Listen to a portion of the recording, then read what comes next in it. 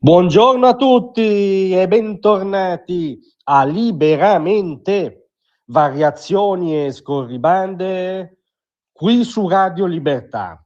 Allora, qui non facciamo gli spiritosi, non ridurremo l'onorevolissima Elisabetta Piccolotti al solito sintagma antipatizzante facilone Lady Fratoianni, la moglie del segretario. Non faremo ironia su quel suo famoso lamento in aula una volta che disse che insomma lei si era destata alle 6 di mattina per recarsi alla Camera a esaminare il tema in questione, condividendo il suo dramma eccezionale, diciamo, di quel giorno col dramma quotidiano di milioni di lavoratori, studenti, operai italiani. Non faremo niente di tutto questo. Noi vogliamo prendere sul serio Elisabetta Piccolotti e quello che pensa.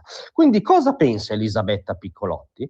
Beh, ce l'ha raccontato in un podcast che sta girando molto in rete, perché si è lanciata in una esegesi sul senso tragico e profondo della storia del Novecento, su quell'aggeggio che si chiama totalitarismo e che ha trascinato i suoi effetti nefasti anche nell'inizio di questo nuovo millennio.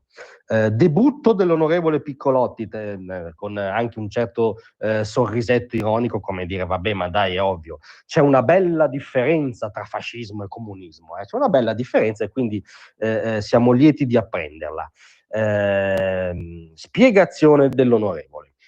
Il comunismo aveva come obiettivo teorizzato la liberazione delle persone. No, onorevole, forse si è svegliata presto anche il giorno in cui ho registrato questo podcast, era un attimo confusa. Il comunismo, se vogliamo risalire alla sua genesi teorica, quindi al pensiero di Karl Marx, non teorizza la liberazione delle persone, teorizza l'esistenza di un meccanismo dialettico inesorabile nella storia che mette capo all'instaurazione della dittatura del proletariato e all'estinzione dello Stato borghese in quanto paravento, no, del comitato d'affari della borghesia medesima, e quindi alla cancellazione di tutte le libertà parlamentari, individuali, giuridiche, quelle di cui gode l'onorevole Piccolotti ogni fine mese quando incassa un vitalizio dal Parlamento italiano. Per capirci, questo teorizzò il comunismo, non la liberazione delle persone. Questo è lievemente offensivo per i 100 milioni di persone, 100 milioni di persone, tritati nel Novecento dalla macchina dell'orrore comunista. Provi a raffigurarsi 100 milioni di cadaveri, l'onorevole, io non riesco a raffigurarmeli. Definizione poi invece del fascismo, perché c'è l'altro lato storico-filosofico by Piccolotti. Il fascismo aveva come obiettivo teorizzato la riduzione in una condizione di minore libertà delle persone, vero, di omologazione, vero, l'intenzione di negare le differenze e schiacciarle tutte sul tema dell'identità nazionale. Ora, una spiegazione un po' raffazzonata, ho letto un'analisi lievemente migliore del fascismo nelle pagine di De Felice, ma fondamentalmente una fotografia esatta ovviamente del fascismo, che era una macchina repressiva della libertà. Qual è il tema? Che se voi prendete questa frase, sostituite solo alla fine identità nazionale con identità di classe, ottenete una perfetta fotografia di quell'altro gemello siamese del totalitarismo novecentesco che sì, è stato il comunismo. Perché il comunismo, e sfido veramente l'onorevole Piccolotti a dimostrarci il contrario, ha ridotto le persone in una minore condizione di libertà.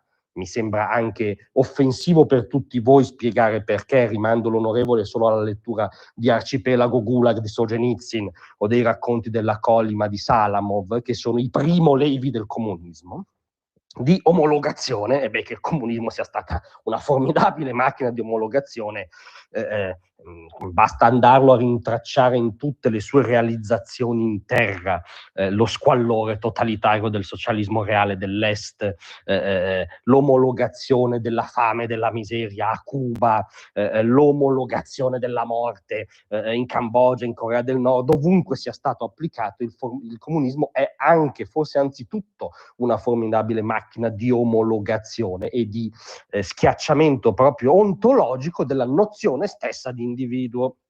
E poi sì, per prendere le parole dell'onorevole, il comunismo è stata anche l'intenzione di negare le differenze. Non esiste forse intenzione più manifesta, più sistematizzata a partire dal pensiero di Marx stesso della negazione delle differenze, schiacciate sul tema non dell'identità nazionale, come nell'altro caso totalitario, ma dell'identità di classe.